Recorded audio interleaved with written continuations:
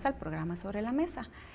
En el marco de la conmemoración del Día Internacional de la Mujer, este 8 de marzo, Sobre la Mesa decidió hacer un programa que efectivamente reivindique cuáles son esas luchas que todavía están pendientes. Ya se ha hablado mucho, el 8 de marzo no es para celebrar nuestra feminidad, sino para visibilizar las condiciones en las cuales todavía hay desigualdad y que nos falta, ¿verdad?, mucho por hacer. En ese sentido, vamos a analizar el tema de femicidio y por eso además titulamos el tema de hoy, el programa de hoy, como Menos flores y más derechos.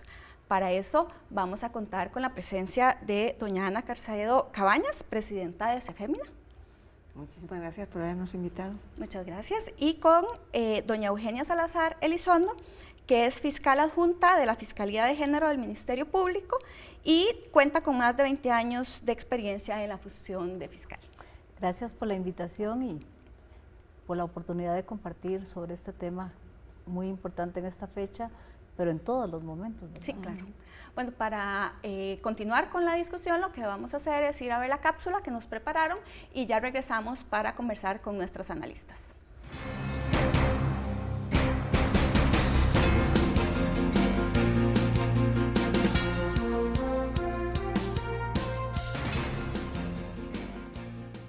La violencia que se comete contra las mujeres no es únicamente en época de conflictos armados, es también en la vida cotidiana, en la vida nuestra de todos los días, en la casa, en las calles, en los trabajos. Resulta que hoy, a estas alturas del siglo XXI, las mujeres estamos siendo asesinadas en la forma más despiadada en todos los países del mundo. Ni una menos. En México, en Argentina, donde todos los días matan a una mujer en una forma terrible, en Brasil, en Costa Rica. Esta violencia desatada contra las mujeres es una guerra en donde tenemos cientos, miles de víctimas en muy pocos años. Es esta parte de la violencia contra la mujer en épocas de paz entre comillas, la que ha permitido o la que ha ocasionado que tengamos leyes que traten de protegernos y que traten de sancionar a los perpetradores. Estas leyes, si repasamos las cifras que tenemos en Costa Rica, nos demuestran que hay posibilidades de ir a los tribunales. Sin embargo, hemos tenido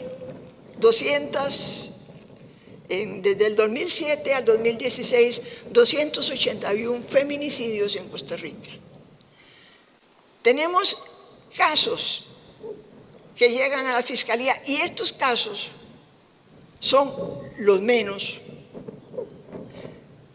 Llegan 80.627 casos, llegaron a los juzgados penales del 2012 al 2015 y son los que se denuncian. Y 132 medidas de protección diarias son solicitadas por mujeres por razones de violencia doméstica. Queremos señalar en una ocasión como esta, para que todos tengamos conciencia de lo que significa que cada día mueren en promedio en nuestro continente y en el Caribe 12 mujeres. Cada día.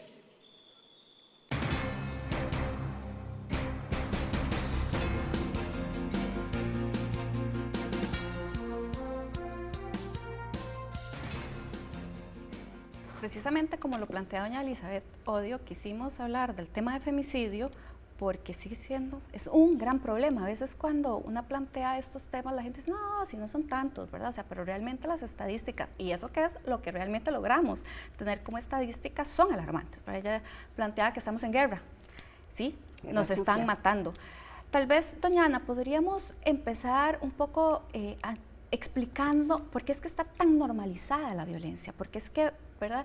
Las personas no entienden que efectivamente hay un montón de actitudes que además terminan en los femicidios que siguen siendo como cosas que plantean como del ámbito privado, no lo ven como un problema público. Bueno, es que venimos de una historia, ¿verdad? De una historia en la que, si nos remontamos suficientemente atrás, que el jefe de familia maltratara a cualquier miembro de la familia, fuera hombre o mujer, o sea, los niños, la esposa, etcétera, etcétera, era totalmente legal, ¿no? Algunos países permitían hasta tantos golpes o con una vara de tal grueso. Entonces es una cosa que estamos heredando bastante ancestral y que nos está costando mucho a las mujeres, que hemos sido las que hemos denunciado desde el puro principio la violencia contra las mujeres. Nos está costando mucho tratar de traducir un cambio en todos los ámbitos de la vida, ¿verdad? O sea, en el ámbito jurídico tenemos leyes, no son las que quisiéramos, las leyes las propusimos, el movimiento feminista nos las cambiaron, todas las veces no las han cambiado, pero tenemos leyes. Claro. Tenemos aparato judicial que aplica estas leyes, pero de todas maneras mucha de la gente que administra justicia sigue teniendo la mentalidad de que esto es una cosa que es culpa de las mujeres, ¿no? Si las mujeres nos portáramos bien, no nos maltratarían y no nos matarían, ¿verdad? Entonces hay un cambio muy profundo que hay que hacer que todavía no se logra, ¿verdad? Todavía no se logra y que además no es lineal. O sea, avanzamos y ahora estamos enfrentándonos como con ciertos retrocesos, ¿verdad? Entonces es una pelea permanente, ¿verdad? Porque es que esto es un cambio contracultural. O sea, la cultura favorece la violencia contra las mujeres y por lo tanto el femicidio. Y cambiar eso es toda una pelea contracultural que entonces no es fácil darla, ¿verdad? Porque además quienes la damos somos señaladas como malas. Claro, y además ¿verdad? Que un cambio cultural lleva años y bueno, y también es una carga de muchas de las mujeres que siguen trabajando el tema, ¿verdad? Y que efectivamente son señaladas, como bien usted decía, doña Ana. Tal vez, doña Elizabeth, podríamos entrar exactamente qué es el femicidio, ¿verdad? ¿Cómo lo podemos definir? Tal vez doña Eugenia, sí, perdón, podríamos definir, ¿verdad?, la diferencia entre el femicidio que está planteado en la ley de penalización y lo que plantea la Convención Belén do Pará, que es, digamos, un marco más amplio de protección.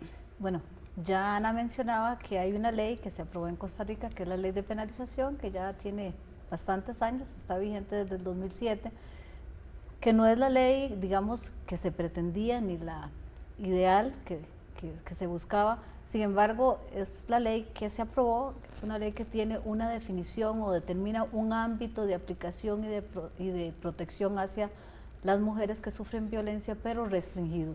¿Y restringido a qué? A ese ámbito de relaciones de convivencia, ya sea porque existe un vínculo jurídico, el matrimonio, o una relación de convivencia, unión de hecho.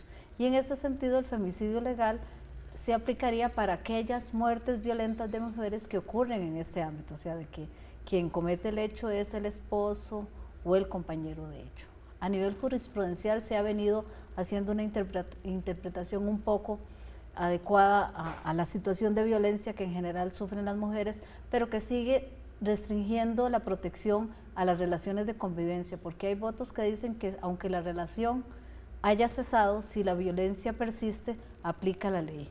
Pero si estamos ante un femicidio en una relación de noviazgo, para poner un ejemplo que tal vez es bien sencillo, el artículo 21, que es el que titula o el que como femicidio, no estaría protegiendo esa muerte y esa mujer que murió en manos de una persona cercana, que la conoce, donde hay una relación de afecto, ese delito o esos hechos se calificarían como homicidio simple, que en nuestra legislación tiene una pena totalmente distinta. Más cuando nos vamos a la definición de violencia contra las mujeres que tiene la Convención Belén do Pará, nos encontramos que cubre todas las formas de violencia, relaciones presentes, relaciones pasadas y otros ámbitos más allá de la relación de convivencia por matrimonio o unión de hecho. Doña Eugenia, cuando en las estadísticas uno ve el tema de femicidio y femicidio ampliado, ¿cuál es esa diferencia, verdad? Porque a veces a la gente le dice, bueno, es que la estadística de femicidio es pequeña, pero si hablamos de femicidio ampliado ya aumenta. ¿Cómo lo podemos explicar? Bueno, el tema tiene que ver con la ley que está vigente. Y si hacíamos una estadística solo con los femicidios que están en el artículo 21, evidentemente estaríamos dando una información totalmente alejada de la realidad. Y la solución fue legal, porque es legal, recurrir a esa definición de violencia contra las mujeres que tiene la Convención de Belén do Pará y que se extrae de los artículos 1 y 2. Y entonces ahí nos permite incluir todas aquellas muertes violentas de mujeres que se dan por razones de género. Y nos ha permitido llevar un registro y sacar aquellas muertes que no tienen nada que ver con razones de género, como un accidente de tránsito, como un homicidio que ocurre en medio de la calle donde se da una balacera y el que pasó por ahí fue el que tuvo la mala suerte y terminó perdiendo su vida. Básicamente, digamos que hablar de femicidio ampliado tiene que ver con la necesidad de llevar un registro que incluya todas las muertes violentas de mujeres por razones de género. Un poco visibilizar. Sí. Doña Ana, igual en Centroamérica, usted que ha trabajado también a nivel centroamericano, hay algunos países que hablan de feminicidio, ¿verdad? Y otros hablan de femicidio. ¿Existe diferencia? ¿Verdad? Porque también Marcela Lagarde un poco planteaba que el feminicidio es el genocidio de mujeres, que es la guerra de la cual se refería doña Elizabeth Odio. Sí, bueno, en realidad tenemos legislaciones en todo el continente que algunas hablan de femicidio, otras de feminicidio. En Centroamérica solo El Salvador habla de feminicidio. En la práctica, tanto el tipo penal de feminicidio en El Salvador como los que tenemos en el resto de países de femicidio se refieren a lo mismo, ¿verdad? A una mujer que es asesinada por condición de subordinación de género, ¿verdad? Ninguna ley ha incluido por ahora el concepto de que Marcela Lagarde trató de meter, que es el de impunidad. Ninguna ley, porque el Estado no va a ser juez y parte de su propia del juicio sobre su propia impunidad, sobre la impunidad que genera, ¿verdad? Entonces, eso podría quedar para cortes internacionales. Yo creo que sería... Yo siempre he pensado que feminicidio debería ser la definición y el tipo penal que deberíamos ir a pelear a cortes internacionales cuando los países no son capaces realmente de aplicar justicia frente a los femicidios, ¿verdad? Pero en este minuto, cuando estamos hablando de leyes, estamos hablando de femicidio. Femicidio es lo mismo. Es decir, matar a una mujer por condición de subordinación de género y, salvo en Costa Rica, bueno, hay algunos países que, como Costa Rica, tenemos el ámbito de aplicación restringido, sí. Pero en todos los países Belén do Pará opera, o sea que entonces podría hablarse de un femicidio ampliado. Solo Costa Rica lo está haciendo, ¿verdad? Hablar de femicidio ampliado. Esperemos que en el resto de los países también se haga. Pero en la mayoría de los países las leyes tienen unas definiciones bastante más amplias, incluyen prácticamente que todo lo que tiene que ver, con todo lo que definiríamos como femicidios de Belén do Pará. Es que Belén do Pará se aprueba en un momento en que todavía los feministas no hemos hablado de femicidio. Claro. Entonces todavía no se mete ahí. En Belén do Pará no está metido el femicidio, pero sí que está metido el concepto de violencia, o sea, sí que está el concepto de violencia. Entonces, ese concepto de violencia que tiene Belén do Pará cuando llega a matar es un femicidio, ¿verdad? Entonces, eso es lo que estamos como entendiendo como femicidio o feminicidio, ya te digo que indistintamente en la región. De hecho, las conferencias internacionales también hablan de femicidio o feminicidio, sí, indistintamente, ¿verdad? Todavía el concepto de Marcela Lagarde no ha sido aplicado en ningún lugar. Bueno, estamos acá en Sobre la Mesa analizando el tema de femicidio y un poco con la consigna menos flores y más derechos. Ya regresamos.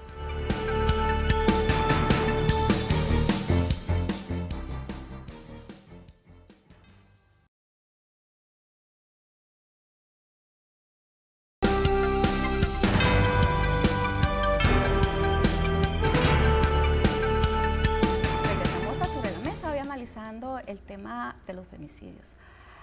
Doña Eugenia, tal vez podríamos empezar, ¿cómo han variado las estadísticas en los últimos años? Podríamos tal vez poner además el gráfico 1 que nos da, digamos, cuál es el marco de cómo, ¿verdad?, se han movido esas estadísticas y que, bueno, son bastante tristes, por decirlo de alguna manera. A mí me parece que antes de hablar de si han variado, hay que hablar de cuáles eran las estadísticas que se podían registrar y llevar antes de la existencia de la ley de penalización, porque comparto con Ana el tema de que la ley que tenemos pues no es la ideal, pero al final de cuentas esta ley ha permitido por lo menos visibilizar una parte de esa violencia que sufren las mujeres y generar una estadística, en este caso en el delito de femicidio, que antes no se podía. Antes, cuando se hablaban de las mujeres eran asesinadas en estos contextos, era un número más de las estadísticas de los homicidios. No había un tipo penal que diga homicidio de mujer. Entonces eso nos permitió, digamos, empezar a registrar datos, a recopilar información para ver en números de qué estábamos hablando. Entonces, yo no sé si han variado, Sí, vaya. hay algunas, pero en realidad lo primero que tenemos es que una estadística que visibiliza el problema y una estadística que trata de hacer algunos acercamientos con temas importantes, por ejemplo, quiénes son las mujeres que son asesinadas, qué edades tienen, quiénes son los victimarios, cuál es el vínculo, en qué contexto se dio esa muerte violenta. Ahora de hecho mujer. vamos a entrar un poco más en detalle, pero como se puede ver en el gráfico, en realidad estamos hablando que del 2007 al 2016 hay picos, ¿verdad? En el 2011, que en realidad es un año bastante complejo y bueno, que en promedio estamos hablando de 20 y resto de femicidios. 29. Promedio 29 En al promedio año. 29, ¿verdad? 29 o sea, en al año. realidad no estamos hablando de pocos casos, ¿verdad? De hecho, el año pasado fue un año bastante alto, ¿verdad?, en estadísticas. Y yo creo que ese es uno de los pendientes en el análisis, porque sabemos que hay picos, pero todavía, a pesar del grupo que trabaja este tema y que hay reuniones periódicas, en él participa Ana y participa otras instituciones y también estoy yo, estamos en ese análisis, pero yo creo que requiere un análisis de saber, bueno, qué es lo que, por qué en tal año aumentó y por qué en otro no. Este año ya llevamos 6 oficialmente, todavía hay algunos que podrían entrar a femicidio ampliado o no, dependiendo de la investigación, pero yo sinceramente no le podría responsablemente decir a qué se deben esos picos, porque estamos en una etapa en la que tenemos información suficiente, pero siento yo, y tal vez Ana me corrige si no es así, que todavía no le hemos llegado a ese nivel de análisis en esa estadística y creo que ese es el paso en el que estamos ahora. Ahora estamos, bueno, hay una iniciativa ahí, pero que yo creo que no vale la pena contarla hoy porque es un poquito complicada técnicamente. Pero lo que sí que me parece que es importante es que hay picos. A ver, Costa Rica tiene un número de femicidios preocupante, porque cualquiera es preocupante, Claro. pero afortunadamente no son los niveles que encontramos en El Salvador, que encontramos en Guatemala, que encontramos en Honduras, ¿no? En ese sentido, que una estadística que es de cifras pequeñas, digamos, aunque desagradable cualquiera, ¿verdad? Indeseable cualquiera, pero que son cifras pequeñas, las oscilaciones se notan mucho. Es decir, las oscilaciones de 4 femicidios al año se notan mucho cuando vos tenés un promedio de 29, pero cuando vos tenés un promedio de 400, sí, es muchísimo. pues no notas prácticamente diferencias. Entonces, eso no es fácil analizar, ¿verdad? Pero sabemos que se están dando estas fluctuaciones. Por ejemplo, en el año 2011 hay un máximo, en la última década, con 42 femicidios, ¿no? Que eso fue y en el 2013 tuvimos un mínimo con 18, ¿verdad? Pues esos son los niveles en los que nos estamos moviendo, ¿no? De alrededor de 20 a alrededor de 40. La tasa es una tasa importante porque es más del 1 por 100.000 mujeres. Es una tasa que deberíamos de tratar de bajarla por lo menos a la mitad y en eso estamos, ¿verdad? En la subcomisión de femicidio. Pero lo que me parece importante, con lo que sí que sabemos, algunas cosas sí que son importantes. Cosas que sabemos que han cambiado de unos años para acá. En el pasado, las mujeres nicaragüenses estaban sobrerepresentadas como víctimas. Es decir, había un porcentaje de mujeres víctimas de femicidio que era mayor al porcentaje de mujeres nicaragüenses que hay en el país. Entonces estaban sobrerepresentadas. Eso cambió. O sea, ya el número de mujeres nicaragüenses que son víctimas de femicidio se corresponde con el porcentaje de población que hay, ¿no? Los femicidios de pareja, los íntimos, los que estábamos hablando, los que estaba hablando Eugenia ahora, ¿verdad? Los de pareja, pero incluyendo el noviazgo, etcétera, etcétera, en el pasado era prácticamente todos. Ahora esos no son la mayoría, siguen siendo la mayoría, pero ya no son prácticamente todos. Es decir, ahí en ese escenario de femicidio, en el de pareja, en el país estamos logrando controlar. Lo que pasa es que se están presentando otros escenarios. Otros espacios, sí. ¿Verdad? Se están presentando otros escenarios. Por ejemplo, el femicidio por ataque sexual ha aumentado. Sí. Eso ha aumentado en toda Centroamérica. O sea, hace unos años el número de femicidios por ataque sexual era el 10% en Centroamérica. Ahora es el 25%. Es un aumento considerable. Sí, uno de cada 4 femicidios se comete con violencia sexual, ¿no? En la región. Y en nuestro país hay años en los que pasa lo mismo. Y hemos detectado que sí que aumentan también los femicidios por violencia sexual. Entonces hay ciertos retos, ¿verdad? Porque el escenario más fácil de prevenir, el escenario más fácil de investigar de perseguir y de condenar es el de la pareja. Por supuesto. Pero ¿qué tal cuando son dos chicas de 15 y 16 años que aparecen asesinadas, torturadas y asesinadas en un descampado en los barrios del sur de San José? O chicas que que viven en la calle y que empiezan a aparecer como apareció hace dos años, ¿verdad? Un asesino serial, un femicida serial Sí. de mujeres que viven en la calle, ¿verdad? Entonces, esos son retos que son diferentes, ¿verdad? Entonces, hay ciertos cambios que nos tienen que alegrar. Ya no hay tantas mujeres nicaragüenses asesinadas, víctimas de femicidio, ya las relaciones de pareja, con todo el aparataje que se ha montado, que en este país hay un aparataje importante para eso, han disminuido, pero está apareciendo todo lo demás. Y eso es lo que nos está enfrentando a retos importantes. Y ahora. creo que el reto, porque como dice Ana, pareciera que puede ser más efectivo trabajar en prevención en femicidio íntimo. Pero cómo empezamos a articular acciones a nivel de prevención y a nivel interinstitucional también para detectar situaciones de riesgo de este tipo de violencia, en el caso cuando se combina la violencia sexual y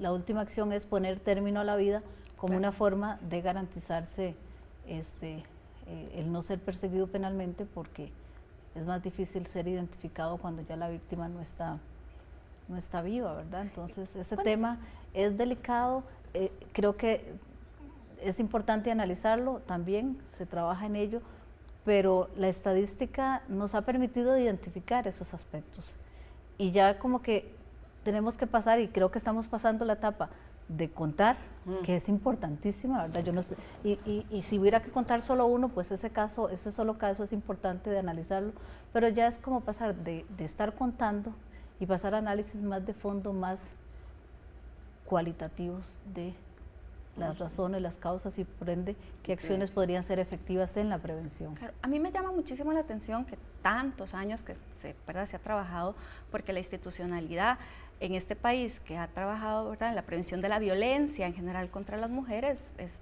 bastante grande y además hace muchos años de estar intentando visibilizar. Y bueno, ya logramos que no se hable de crímenes pasionales, asesinatos pasionales, ¿verdad? Pero más o menos, ¿verdad?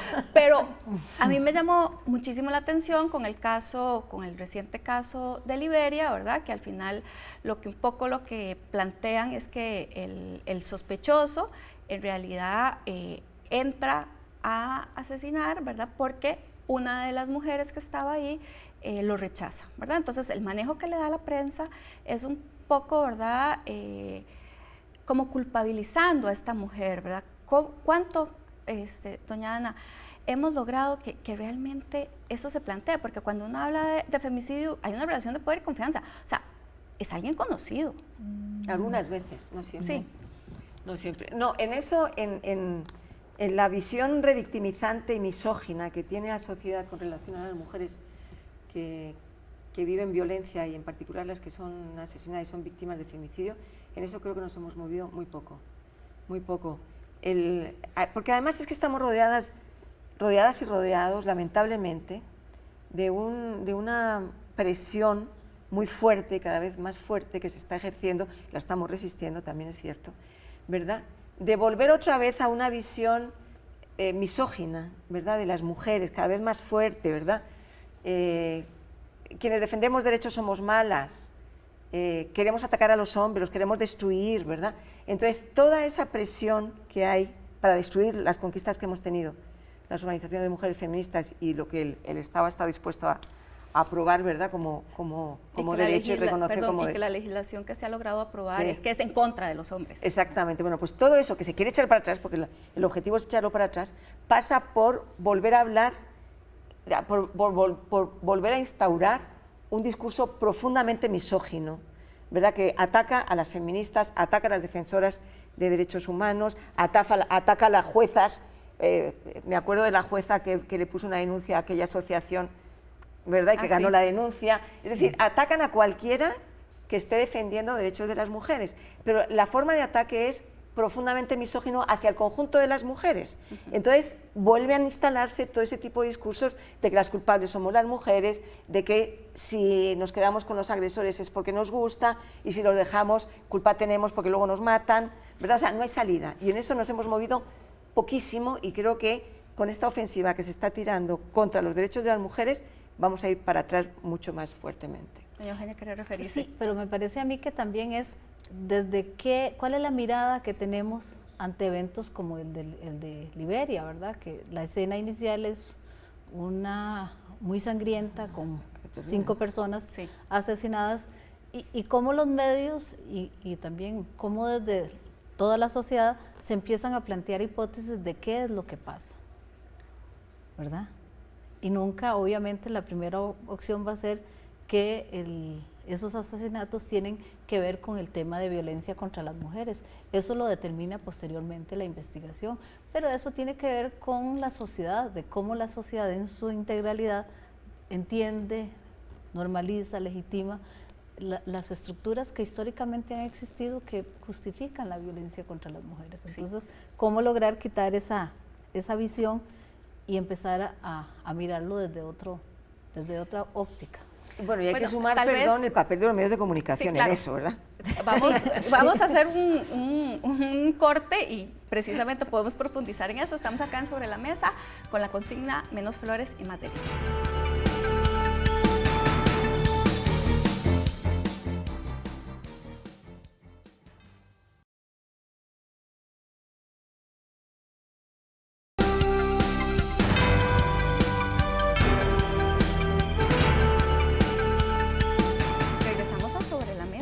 Analizando el tema del femicidio. Bueno, antes de ir al corte, además, doña Ana se quería referir al papel de los medios, ¿verdad? Sí, por claro.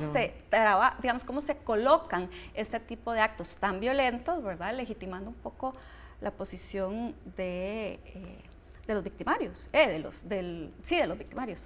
Sí, no, eso. En la investigación centroamericana que hicimos hace poco tiempo, las compañeras de Panamá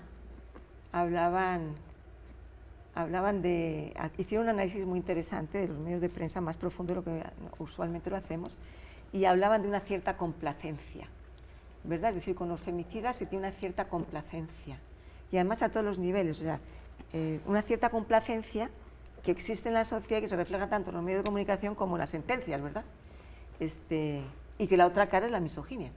La otra cara de esa complacencia es la misoginia, o sea, las mujeres son las culpables, ellos son los pobrecitos, ¿verdad? Algo habrá hecho ella para que él se enojara. Para que él se enojara, ¿verdad? O sea, si se hubiera portado bien, no, ¿verdad? Entonces, los medios de comunicación tienen una gran responsabilidad porque no logramos que cambien. Un poquitito, por periodos dejan de hablar de crimen pasional. Yo creo que es lo máximo que hacen. Sí, pero bueno, otra cosa que yo sí que he notado que hacen es que ya no le preguntan al vecino cualquiera, ¿verdad? Porque antes hacían eso, llegaban a la escena de un femicidio y ponían a cualquiera a que diera su opinión. Y entonces aquí, el vecino, 15 minutos de fama, ¿qué? 30 segundos de fama y se soltaba su teoría, ¿no? Y eso pasaba a ser ya tesis. Yo tengo mis dudas, el hecho de que no se utilice la frase crimen pasional no significa que en el fondo el mensaje no sea el mismo. Claro, porque si la noticia es tratada como crimen pasional, es que a veces uno escucha, perdón que la interrumpa, que la noticia, ¿verdad? No, dice que muere una mujer, no sé qué, pero cuando lo está leyendo, es que tenía un amante, no sé qué, tienen 3 años de separados, la expareja la asesina y ella tiene una nueva pareja. Eso no es tener un amante. Bueno, pues sí es tener una relación de amantazgo, pero no tiene nada que ver con el femicidio, ¿verdad? O dicen, se fue a un baile, a una discoteca y ahí la mató. Entonces, bueno, no es pasional, pero pareciera dónde estamos depositando el enfoque y lo importante es... Mujer mala que salió. No, y además probablemente sin el permiso, no sé. Además. Porque es que esas frases dan mucho para la interpretación, ¿verdad? En una sociedad que legitima, normaliza y justifica la violencia, ¿verdad? Donde se culpabiliza a la mujer, ya eso lo sabemos, y en las noticias termina siendo, de alguna manera, el protagonista siempre el victimario, con un mensaje casi de pobrecito y si se requiere justificador de su conducta. Entonces esos mensajes que son reforzados a diario en los medios vienen a reafirmar y a normalizar lo que ya hemos venido repitiendo en el tema de cómo se entiende y cómo se ve la violencia contra las mujeres. Sí. Doña Ana, hace un tiempo veía yo un meme que decía que el orden sí altera el producto, ¿verdad? Porque a veces esa lógica matemática y era primero suicídese y Sí, después la mata, sí, la mata, ¿verdad? sí, Porque es una propuesta que tenemos ¿verdad? hace años. Claro, que era como primero suicídese y, Suicídese y después primero. la mata porque este orden sí altera el producto. Si pudiéramos hacer una caracterización, un perfil de las mujeres que están siendo víctimas de femicidio, ¿qué podríamos decir? O sea, ¿hay un perfil de edad, un perfil de condición económica? ¿Tenemos algunas características en específico o realmente no hemos logrado llegar a ese nivel de segregación? No, es que no existe perfil porque agresor es cualquiera y mata a quien tiene oportunidad de matar, ¿verdad? Que se empeña en matar, mata. Pero sí que es cierto que las víctimas de femicidio son mujeres jóvenes y además cada vez más jóvenes, tanto en Costa Rica como en Centroamérica. Yo creo que el elemento de, o sea, yo creo que las mujeres nos hemos empoderado en esta región en los últimos años, en las últimas 2 décadas, ¿verdad? Yo creo que es un fenómeno real. Y entonces los agresores que son controlados, o sea, la agresión es un fenómeno de control, no es un fenómeno de enojo ni de nada, es relaciones desiguales de poder, yo tengo poder para controlarte, yo te controlo, ¿verdad? Esa es la lógica de la violencia contra las mujeres. Entonces, estos controladores buscan a quién pueden controlar más fácilmente. Chicas cada vez más jóvenes, ¿verdad? Que tienen menos experiencia, con mayor diferencia de edad también, ¿verdad? Claro. Que estamos viendo emparejamientos. Bueno, afortunadamente ya se aprobó la ley de uniones impropias, pero chicas que son niñas prácticamente con señores que les están llevando 30, 40 años, ¿verdad? Claro, la posibilidad de controlarla es terrible. Y cuanto mayor control hay, más riesgo de femicidio hay, ¿verdad? Entonces, claro que están buscando mujeres que sean cada vez más jóvenes, con menos experiencia y con menos seguridad para protegerse, para defenderse, para pedir ayuda, con menos información también para saber qué pueden hacer, ¿verdad? Entonces, no es exactamente un perfil, pero sí que hay una escogencia de los agresores, ¿verdad?, hacia mujeres cada vez más jóvenes. Lo que no excluye a nadie tampoco, No, porque no, igual por tenemos supuesto que no. adultas mayores, Sí, no, por niñas muy supuesto, no jóvenes, es que sean víctimas solamente de- las Sí, las niñas, aunque ¿no? sí hay un grupo que sea un grupo etario que es el que representa el mayor número. El mayor porcentaje, sí. Ujú, Doña sí. Eugenia, tal vez voy a pedirles que pongan el gráfico 4 sobre la persona perpetradora, tal vez para que usted también nos lo explique, ¿verdad? Porque ahí, cuando veíamos las estadísticas, a mí también me llamó la atención que en la persona perpetradora hay un porcentaje muy fuerte, ya no, digamos, en condición de, más bien, perdón, el 81% está en una condición de convivencia y solo el 19%, ¿verdad?, es una relación, digamos, de matrimonio, según la distribución porcentual pero basada eso en del la persona artículo 21. perpetradora del femicidio, ¿verdad? Pero eso del artículo 21. Ese es exactamente sobre el artículo 21. Después vamos pero a un poco ver el representativo otro del conjunto. que ya es, ¿verdad?, aplicando ¿verdad?, ya más ampliamente el femicidio. ¿Por qué es que está creciendo tanto el femicidio en las relaciones de convivencia? ¿Existe alguna causa específica o simple y sencillamente la estadística está haciendo esa? Eso es lo que refleja la estadística, pero no sé, pienso que al rato se relaciona con que muchas parejas optan ahora por la unión, por relaciones de convivencia diferentes al matrimonio, porque realmente no hay ninguna razón, porque para efectos legales es exactamente mismo. igual si están casados, para efectos legales de lo que establece el artículo 21, así están en una relación de convivencia. La estadística, digamos, es como muy amplia la diferencia entre si están casados en una relación de convivencia, pero realmente yo no podría dar ninguna explicación o qué fenómeno, qué es lo que socialmente está ocurriendo a nivel de esos grupos de personas que están en esas relaciones para explicarlo. Pero a mí me parece que tiene que ver con que ya mucha gente opta por una relación de convivencia y no de matrimonio, ¿verdad? Tal vez podríamos poner el siguiente gráfico que precisamente plantea, digamos, cuál es la persona perpetradora, pero aplicando el concepto más de violencia contra las mujeres de Belén do Pará. Entonces es claro, mucho más representativo. Vean que en realidad atacantes sexuales un 30%, un poco lo que doña Ana estaba planteando, ex conviviente un 20%, padre un 6%, amante un 6%, pretendiente un 5%, ex esposo un 3%, bueno, y hay otros que es bastante amplio. En ese sentido, tal vez doña Ana nos podría ver a plantear algunas hipótesis que han estado, digamos, ustedes trabajando con respecto a eso. Bueno, Eugenia, sí, tal vez algo. solo una aclaración. Estos cuadros, tenemos que ya se había hablado un poco de variar algunos términos, ¿verdad? Claro. Sí. Pero bueno, son los oficiales, estamos ¿verdad? en proceso de mejorar. sí, porque eso de Claro. ataque suena muy atacante, o pretendiente sexual. El tema de pretendiente El creo pretendiente sexual, que es hay un acosador sexual. Sí, es un acosador sexual, hay no que es un cambiarle el pretendiente. nombre. Sí. Sí, doña Ana, tal vez. Entonces, ¿qué? ¿Cuál era la pregunta? La pregunta era para si tenemos alguna hipótesis o algunos supuestos para que usted ahora explicaba que el atacante sexual ha aumentado, Sí. ¿verdad? Pero y los otros también son, digamos, bastante altos. No, a El ver, tema- pero es que eso es una distribución, ¿no? Eso es son porcentajes en cómo. Lo que está ¿Cuál es interesante, la relación? Lo que está interesante es ver que en efecto o sea, lo que le llamamos el femicidio íntimo, ¿no? Que es de algún tipo de pareja o expareja. Ese que antes era, pues en los años 90, cuando hicimos la primera investigación, eso era el 90%, 90 y pico por ciento, ¿verdad? El resto eran atacantes sexuales. Ahora es mayoría, pero está alrededor del 60, 60 y pico por ciento, ¿no? Yo no veo bien desde aquí las cifras, pero por ahí debe andar. Lo que está aumentando, y es lo que estaba yo mencionando antes, que es un reto, y que Eugenia también lo planteaba, cómo prevenimos, ¿verdad? En esos otros escenarios, lo que le llamamos otros escenarios, ¿verdad? Ya no el de la pareja, ya no el de la familia, que son los que más conocemos, donde hay más recursos, ¿verdad?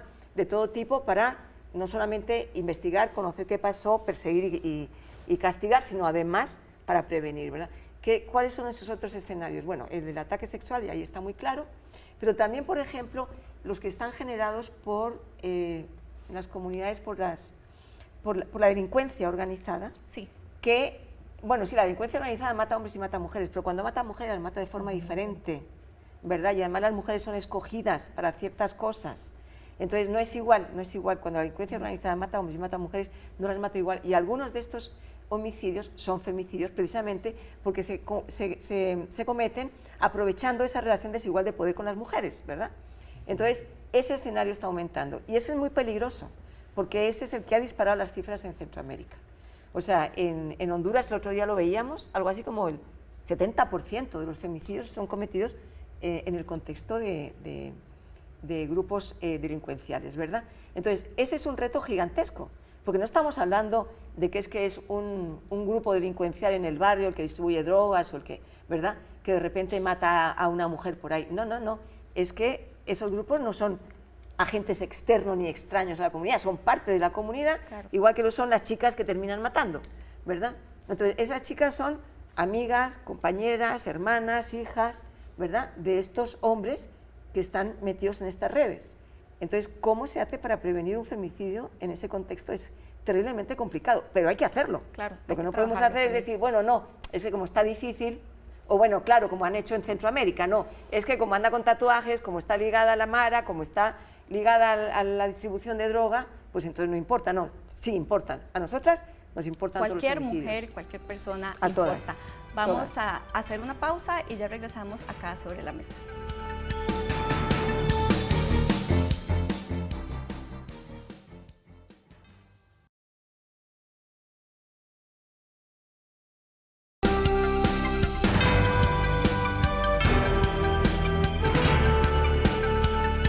Regresamos a Sobre la Mesa, hoy analizando el tema de femicidios.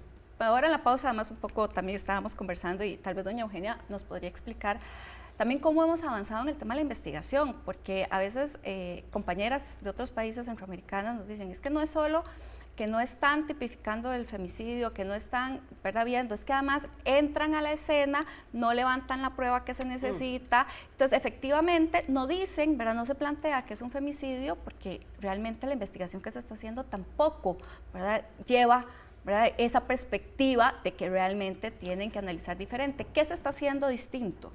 Digamos que se han buscado espacios de coordinación y de capacitación con los encargados de la investigación, que son el OIJ y un grupo muy específico que existe ahora, que son especialistas en la escena del crimen, para hacerles ver que cuando hay una escena de una muerte violenta de mujer, tienen que ver más allá de esa muerte y siempre tener casi como primera posibilidad, como regla, de que eso es un femicidio. Claro. Y por descarte, que sea un homicidio de mujer. Entonces, el llegar a la escena con una mirada de que puede ser un femicidio va a hacer que se identifiquen una serie de elementos, de evidencias, del mismo contexto, ¿verdad? De aspectos que si usted llega pensando en que eso es un suicidio o es un homicidio o fue que se cayó iba caminando, se torció una pierna y se cayó, no va a haber. Entonces dicen que lo que no se ve no existe. No existe. Entonces es importante trabajar en ese aspecto y creo que en eso hay un documento que nos ha ayudado y sobre el cual se debe capacitar mucho más a la policía judicial, es en el protocolo de modelo de femicidios que hizo ONU Mujeres, porque ahí se parte de esa máxima: toda muerte violenta de mujer se debe investigar como un femicidio. La investigación es la que va a excluir o no que sea un femicidio. Sí. Eso me parece un avance. Doña Ana, el femicidio evidentemente es la máxima expresión de la violencia contra las mujeres, pero no se presenta, o sea, es un continuo de la violencia, ¿verdad? Que en realidad no es que el femicidio se da sin que probablemente se hayan dado, digamos, otras acciones violentas. ¿Cuál es la institucionalidad que hay en el país? Porque, bueno, cuando ya hablamos de un femicidio, ya la mujer, ¿verdad?, ha muerto. ¿Cómo prevenimos? ¿Qué existe? ¿Y en qué se está trabajando para mejorar, digamos, esa atención a las mujeres? Y después, doña Eugenia nos cuenta en el Poder Judicial. Es complicado, ¿verdad? Es complicado porque uno de los primeros instrumentos que debería de servir de prevención es la ley de penalización de la violencia contra las mujeres. Cuando del movimiento feminista lo planteamos como una forma de prevenir. Porque si entraba el Estado a conocer y a controlar a los agresores desde las formas más pequeñas de violencia, eso nunca se entendió. Nunca se entendió que lo que estábamos pretendiendo era que el Estado entrara y asumiera responsabilidad sobre las formas cotidianas más pequeñas de violencia, ¿verdad? Entonces, la posibilidad de controlar era más fácil. Claro, repito, ¿verdad? Mucho más fácil hacer esto en una relación de pareja, en el contexto de una familia, hubiéramos querido también en el contexto de las relaciones de trabajo, claro, o de muchos otros escenarios donde también hay gente conocida que mata a mujeres y que las mata cometiendo un femicidio, ¿verdad? En las iglesias han matado mujeres, en las asociaciones han matado mujeres, ¿verdad? En las empresas han matado mujeres, ¿verdad?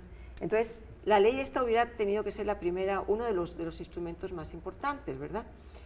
Sin embargo, bueno, no cabe hoy hablar de eso. Hemos estado discutiendo estos días pasados sobre la ley de penalización y su aplicación, ¿verdad? Pero bueno, yo estoy convencida de que si la ley realmente se aplicara, sería preventiva, pero claro, es una ley que de todas maneras está muy restringida porque es el ámbito de la relación de pareja, además en ciertas circunstancias, pero más allá de eso, todo lo que tenemos construido es orientado a las relaciones de pareja. Sí. Lamentablemente está orientado hacia eso. Y eso hace que los propios funcionarios y las propias funcionarias sigan pensando que el problema de la violencia contra las mujeres y el femicidio es de pareja. Y no se den cuenta de las chiquillas de 14, 15 años que están ya enredándose en las comunidades con chavalos que son delincuentes y que las están colocando en situaciones de altísimo riesgo, que las van a matar ellos, les van a matar el compañero de ellos, les va a matar el enemigo de la pandilla de enfrente, lo va a matar el policía, el otro que es un soplón, cualquiera las va a matar, ¿verdad? Y lo va a matar porque es la que está puesta para que la maten, porque es una chica que es descartable. Es una chiquilla joven que no vale para nada y que entonces esta nos la volamos porque se enteró de mucho, porque me molesta, porque me creo que ha hecho no sé qué, por cualquier cosa la matan, ¿verdad? Eso está pasando, en este país está pasando muchísimo en Centroamérica, pero también aquí. Entonces, ahí es donde nos está faltando recursos, porque no tenemos leyes para abordar eso, no tenemos tampoco mucha experiencia en cómo investigar eso, aunque el protocolo de investigación, el modelo de protocolo de investigación también apuntan en ese sentido a otros escenarios, pero no hay esa práctica de investigar desde esa lógica del femicidio estas otras muertes, no tenemos formas de prevención. Es más, una de estas chicas llega a cualquier institución a decir, me está pasando esto, y va a ser revictimizada. Claro, porque va a tener que estar buscando... porque es una chica que le dicen, pero bueno, entonces deja a ese chico que es muy peligroso, pero si eso no lo puede hacer Si hemos entendido que para una mujer es difícil dejar a su marido o a Ahora. su compañero, ¿qué tal una chica de 14 años que la está amenazando de muerte un mafioso? Aunque el mafioso tenga 18 años, porque muchas veces no tiene más de 18 años, ¿verdad? Entonces, ¿qué tal? O sea, no, pero va a ser ella, ahí sí que la revictimización y la misoginia se dispara de una manera increíble. ¿Son menores de edad? Da igual, porque la institución que le corresponde proteger no lo va a hacer. No lo va a hacer porque ya son, sí son menores de edad, pero ya andan en cosas raras, entonces no... Ya no son niñas. Nos lavamos, ya no son, ya son niñas, mujeres. ya no son niñas, nos lavamos las manos, ¿verdad? Y son situaciones de altísimo riesgo, bueno, eso por poner eso. Chicas que no son tan chicas, ¿verdad? Las víctimas de trata. Tampoco es tan fácil que quienes están abordando los problemas de trata entiendan la especificidad de la trata de mujeres. Tampoco es tan fácil, ¿verdad? Tampoco es tan fácil. Y ahí tenemos como todavía como que encajar cosas para que realmente las mujeres que son víctimas de trata no sean revictimizadas otra vez. O sea, la última chica a la que estuvimos apoyando desde ese Fémina tuvo que declararse culpable. Tuvo que declararse culpable. Sí. Para poder salir del país y regresar a su país. O sea, es que fue terrible, ¿no? Claro. Entonces, eso tampoco se entiende. O sea, una víctima termina diciendo que soy que soy culpable para poder poderme tener ir una del mejor país y vida. encontrarme otra vez con mi familia y con mis chicos, ¿no? Entonces, hay muchos escenarios, o sea, los escenarios son muy complejos, Claro. cada vez son más complejos. La ventaja que tenemos en Costa Rica es que todavía no ha pasado lo que ha pasado en Centroamérica, que todos esos escenarios se han entretejido y ya no hay quien los desenmarañe. Claro. Todavía en Costa Rica podemos entrar a ver, nos vamos a tal barrio de tal zona, podemos empezar a ver cómo están actuando las pandillas, cómo está el rollo de la droga, cómo está el rollo del otro. Podemos entrar todavía a tratar de ver, entender y diseñar propuestas que lleguen de verdad a las chicas y que les den recursos. O sea, nosotras hemos construido en este país, por ejemplo, la cultura de las medidas de protección. Sí. Cualquier mujer en este país sabe lo que es poner una medida de protección.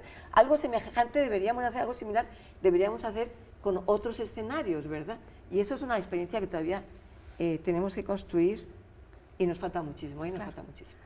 Tal vez, doña Eugenia, desde el Poder Judicial, ¿con qué cuentan las mujeres que están, digamos, en peligro de muerte? Sí, bueno, la ley contra la violencia doméstica, que es lo que decía Ana, de la posibilidad de recurrir a un juez de violencia doméstica y que de manera inmediata se ordenen a su favor medidas de protección. Y a nivel penal, bueno, está la ley de penalización que sanciona y protege a las mujeres contra las formas de violencia sexual, física, emocional y patrimonial. Y concretamente en los últimos años se ha trabajado mucho en un protocolo de valoración del riesgo, es un protocolo interinstitucional que vincula a otras instituciones como el INAMO, Fuerza Pública. Y en los últimos 2 años hemos trabajado en un programa que está en este momento en 10 cantones, en 15, perdón, pero que nosotros o yo, con mi experiencia, quiero pensar y sueño, y mi esperanza es que sea efectivo y que efectivamente nos está permitiendo prevenir femicidios. Y es la conformación de un grupo de trabajo integrado por juez de violencia doméstica, fiscal, Fuerza Pública, un funcionario del INAMO. Son las 4 instituciones que estamos en la línea de primera respuesta y que trabajamos de manera continua todos los 365 días del año. Este grupo que se denominan CLAIS, que tiene un nombre muy largo, pero se llaman Comités Locales para la Atención Inmediata y el Seguimiento de los Casos de Alto Riesgo de Violencia contra las Mujeres, lo que pretenden es, ante una situación de peligro inminente, inmediato para la vida o la integridad física de la mujer, pero ahí nos vamos al ámbito de protección, que es ese restringido, ese íntimo que tiene que ver con relaciones de convivencia, unión de hecho, matrimonio, y ahí se amplía un poco y no necesariamente la convivencia tiene que ser actual, puede haber cesado ya, porque muchas veces el hecho de que ya no exista convivencia es el factor de mayor riesgo. Entonces se hace una intervención inmediata, coordinada y conjunta entre juez, fiscal y policía en procura de establecer acciones inmediatas de protección para poner en resguardo a esa mujer. ¿Existe alguna medida para que se les dé acompañamiento a esas mujeres? Sí. ¿A dónde pueden, digamos, además de que ponen las medidas de Sí. protección, quién las acompaña? Porque bueno, mantener medidas de protección y seguir en el proceso también significa todo un empoderamiento a esas mujeres que además han estado en condiciones de violencia, probablemente condiciones, digamos, en las cuales les han planteado desde hace mucho tiempo que en realidad no valen nada. Tal vez en 30 segundos Sí. ya para ir cerrando. A nivel penal está la Oficina de Atención y de Protección a la Víctima del Delito, que forma parte del Ministerio Público, que tiene como prioridad en su atención este grupo de la población, o sea, mujeres víctimas de violencia sexual o de violencia por razones de género. Y también en algunos escenarios puede intervenir el Departamento de Trabajo Social y Psicología, aunque básicamente lo que tiene que ver con la atención y protección inmediata, quien cumple un rol fundamental es la Oficina de Atención y Protección a la Víctima del Delito. Bueno, no, más bien muchísimas gracias doña Eugenia y doña Ana por haber estado acá. Evidentemente es un tema que tenemos que seguir tratando y por eso lo colocamos acá en Sobre la Mesa en el marco del 8 de marzo, porque es uno de esos temas que no hemos avanzado tanto como queremos y que además está generando muertes de mujeres. Además, queremos agradecerle a nuestro compañero Daniel Matul, que como pudieron observar, hoy no se encuentra con nosotras, que ya no va a estar más acá en el programa. Efectivamente, estamos en un proceso de algunos cambios, así que le agradecemos el trabajo que mantuvo con el programa Sobre la Mesa y le deseamos lo mejor. A ustedes muchísimas gracias en sus casas y les esperamos la próxima semana.